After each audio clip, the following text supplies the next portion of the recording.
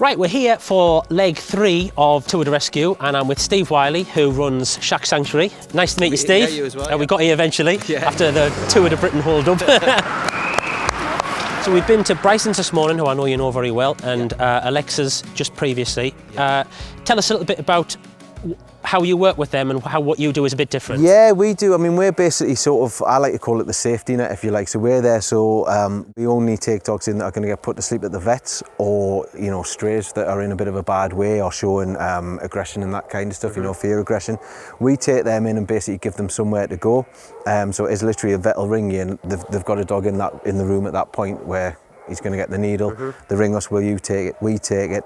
The long-term plan would be to try and put that dog right, or to a level where it's almost rehomable again for whatever reason, trying to work out the triggers that's got it in the position in the first place. And that's where we work with the likes of Alexa and Bryson's, and move them on, and basically then they concentrate on getting the homes for them. It works very well because they're obviously a lot more specialised. They have the public, they're open to the public, they might even have waiting lists for certain breeds and things like that, and it just allows us to concentrate on the other side of things, which is obviously working on the next bag of bones or the next state that's coming in. Yeah, yeah. So how did it start then? What was it started? It started, SHAK basically was the name of my first dog. So when I left home, I was in my house for about 6 months and then suddenly realised if I wanted to get a dog, I could just get a dog, and that was it. It was great. I got him at just the cat and dog shelter. I got him, he was a little stray, about 6-month-old German Shepherd cross, I would say. Got him home and we just had a right handful of events, really chewed everything, wrecked everything, you know the story. Had no idea what I was taking on, but over the time we bonded to be really, really close. And then one day he was 7.5, took him out for a walk. He just collapsed on the pavement, rushed him to the vets, and he died from lymphoma, which is cancer of the lymph glands. I've since found out it's something that they don't show many signs of till it's hit them. And I'll be perfectly honest, I didn't take it very well. I had my own business at the time. I lasted 6 months and I just said to my business partner, look, I'm not doing this anymore. I'm going to do something worthwhile, and uttered those faithful words, never again. I'm not putting myself through that, and here we are with I think about 65 dogs in my care at the moment. So that was it. Just started, and I went and worked at the cat and dog shelter in the end on minimum wage, and just saw it and just realised that there was a big hole in the market, for want of a better word, that there was a lot of dogs getting put to sleep just because there was nowhere else for them to go, because they were anxious, because they were frightened, because they were poorly, whatever, you know.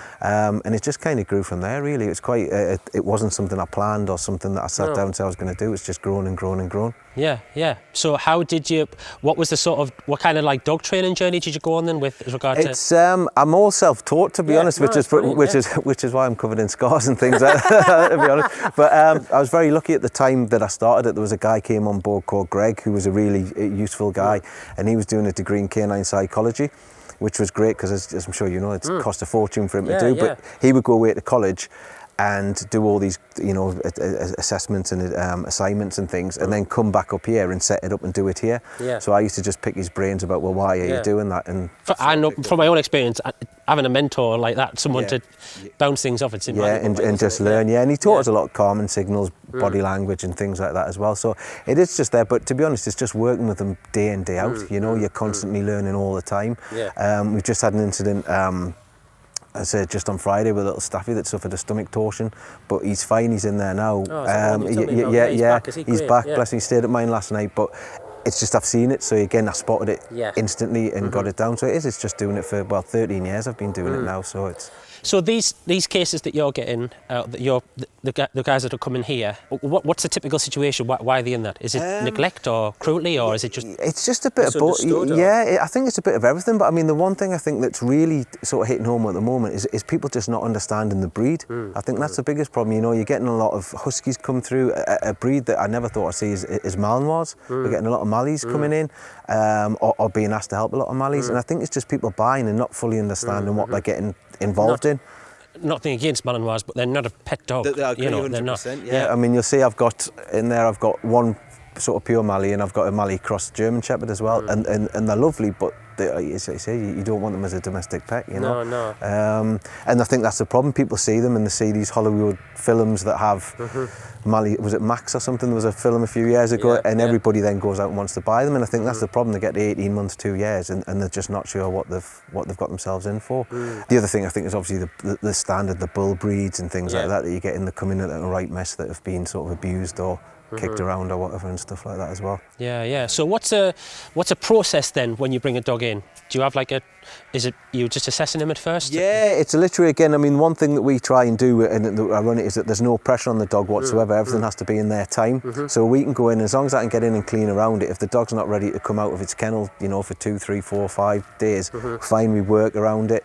I spend a lot of time with that dog, so again, not fussing over it, but literally just walking past, maybe calling its name, sitting talking to it as you're doing something next to it, without putting it under the pressure that you're trying to get it out, or you're trying to do something with it. The way the kennels are set up, they're kind of like a horseshoe shape with kennels in the middle, so they see all the other dogs going. So as long as you're interacting, or seems to be, as long as you interact with them and let them know that you know they're there, they see you then doing everything with all the other dogs, and eventually they come on and they do it, and using things like food or a toy or whatever as well, and just try and build up the trust that way. But for us, there's no immediate rush of this dog needs to be out or this dog needs to be rehomed. Just take everything at their own. At and their so, own pace. well, on that then, what's the sort of typical? Is there a typical time period or what in here?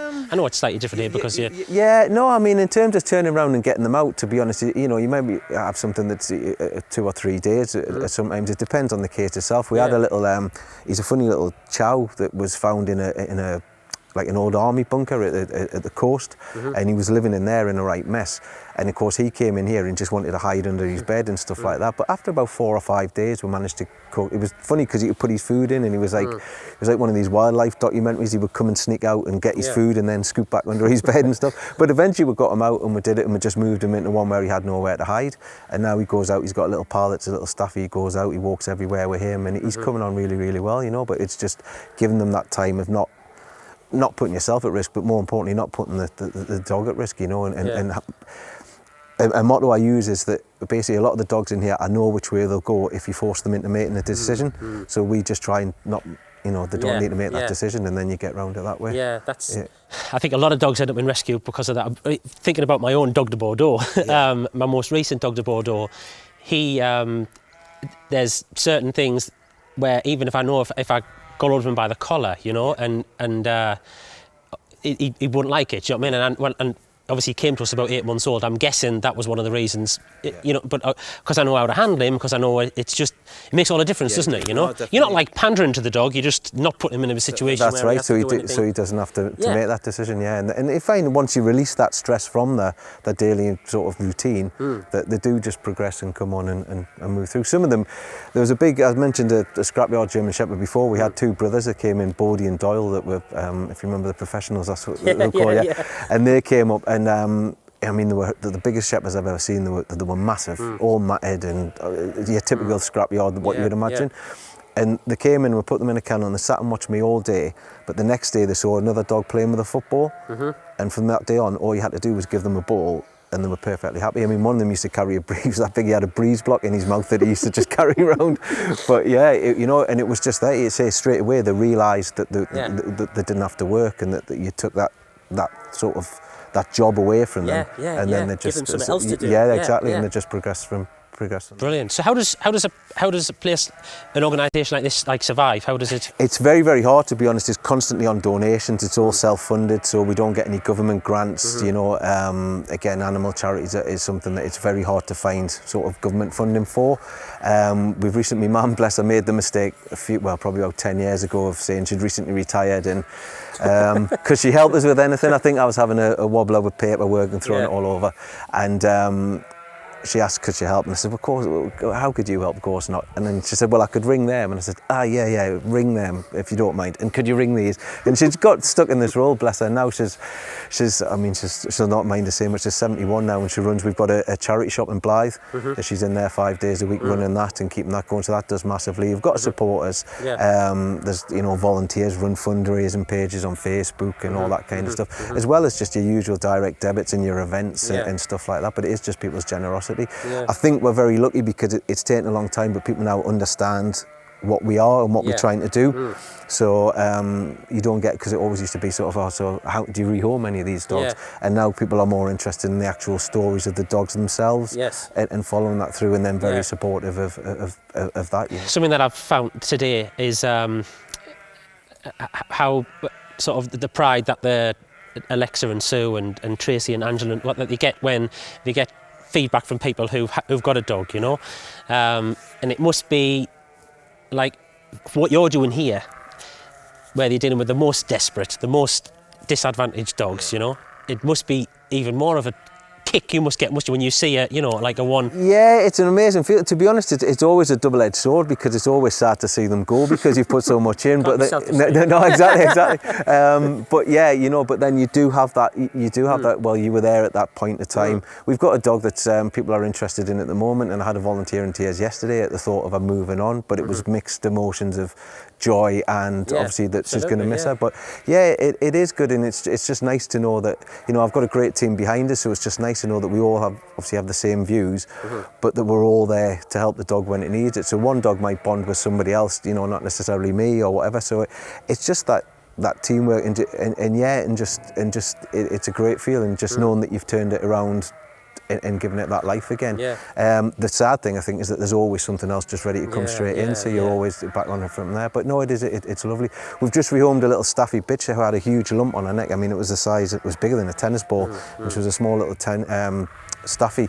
And again, we had the operation, we got that removed. I fostered her for a couple of weeks, and we've just found her a home. And because it's local to here, everybody knew her story from the newspaper, so I spoke to somebody who lives in the village where she's at, and they were sort of saying, you know, it's great, and she's a bit of a celebrity in the village because she's been in the newspaper and stuff like that. So things like that are brilliant. So we talked briefly about, like you said, it's so important. I've had a lot of help with Rachael Spencer, who she does a lot of press stuff for pet people and stuff like that. We could contact you actually. But it's important for charities, isn't it? Dog ones, any charities, but dog ones especially, to try and get themselves out there and get a bit of a profile and get the community involved. It is definitely, yeah. I mean, that's something, again, we're always trying to look to do and do it in some of the... It's not, I was going to say, it's not enough to just say, like, we're going to look after the dogs, because you need the funds and the awareness to do that properly, don't you? You need the stories, and you need to promote it, and it's kind of, it is there as well. And I say you need the people to obviously get out on the street and do these things, but sort of the media and things like that, it's a massive help, because they're the ones that put it in people's homes. We did a piece on Look North for the BBC that was probably, again, about 10 years ago, and there was a lovely couple saw that and made a donation to that night, and they still support us and follow us now, and that was just because they were sitting having their tea and they saw it on the Look North. You know, so it's massively important, and I think, like I said, these dogs have all got stories to sell. So even if it is that they're a stray, they come in such a bad shape that you try and piece things together, or you try and look at what's gone on, and they've all got their own stories.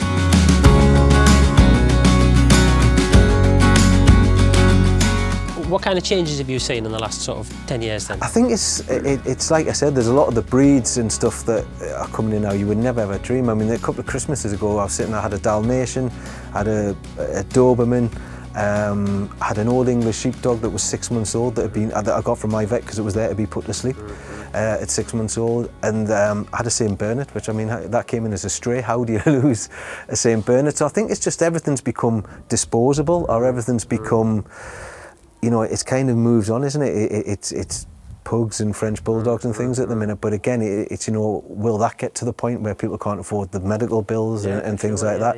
And I think it's down to, as well, people getting a dog for the sake of just, you know, wanting that particular kind of dog, and not looking at what the breed is, what the breed's about, what it does, how big it's going to grow, how strong it's going to get, all that kind of thing, really. I think it's just so easy now just to go and physically pick something and just get it. And then when you don't want it anymore, or it becomes a problem, you know, you can move it on, you can sell it on, you know, on the internet or whatever.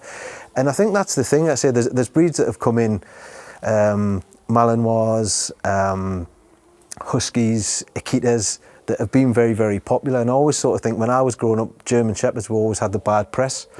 And then it moved on into the 90s and stuff. It was all Dobermans with pinned ears. Every Hollywood film, the villain had a Doberman that chased somebody.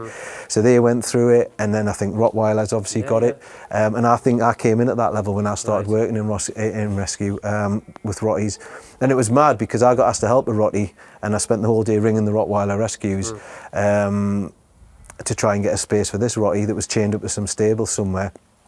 in Darlington actually, and the next day my phone started ringing with all these Rottweiler rescues. So I thought, oh great, I'm going to be able to pick the best place.